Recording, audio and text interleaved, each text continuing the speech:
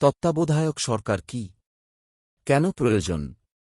তত্ত্বাবধায়ক সরকার হল একটি নির্বাচনকালীন, নিরপেক্ষ ও অরাজনৈতিক সরকার, যার প্রধান কাজ হল সুষ্ঠু, অবাধ ও নিরপেক্ষ নির্বাচন আয়োজন করা, যাতে সব দল অংশ নিতে পারে এবং জনগণের ইচ্ছার প্রতিফলন ঘটে।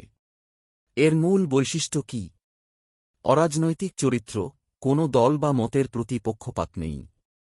নির্বাচন আয়োজন, শান্তিপূর্ণ ও নিরপেক্ষ ভোট নিশ্চিত করে। রুটিন কার্যক্রম, দৈনন্দিন প্রশাসনিক কাজ চালায়, কোনো বড় নীতিগত সিদ্ধান্ত নেয় না। ক্ষমতা হস্তান্তর, যত দ্রুত সম্ভব নির্বাচনের মাধ্যমে গঠিত সরকারকে দায়িত্ব বুঝিয়ে দেয়। মেয়াদ কত দিন? সংবিধান অনুযায়ী ৯০ দিন। ৯ মাস বা তার বেশি সময় থাকা গণতন্ত্রের জন্য হুমকি এবং সংবিধান বিরোধী। বিশেষ পরিস্থিতিতে কিছুদিন বাড়ানো গেলেও তা সুনির্দিষ্ট ও স্বল্পমেয়াদী হতে হবে। তত্ত্বাবধায়ক সরকার সংস্কার করবে না। সংস্কার দীর্ঘমেয়াদী ও রাজনৈতিক প্রক্রিয়া, যা একটি নির্বাচিত সরকারই করতে পারে। তাই তত্ত্বাবধায়ক সরকারের কাজ সংস্কার নয়, নির্বাচন সম্পন্ন করা। বাস্তবতা কি?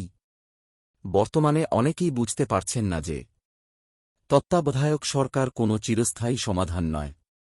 এটি একটি সংক্ষিপ্ত সময়ের দায়িত্বশীল মধ্যস্থতাকারী।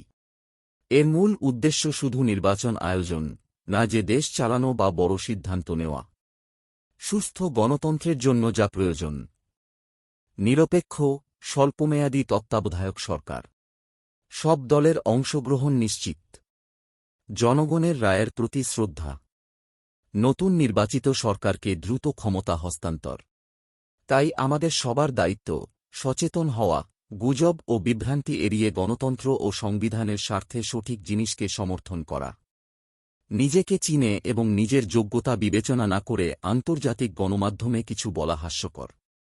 আমাদের আগে বাংলাদেশের মর্যাদা ও ভাবমূর্তি ভেবে কথা বলা উচিত।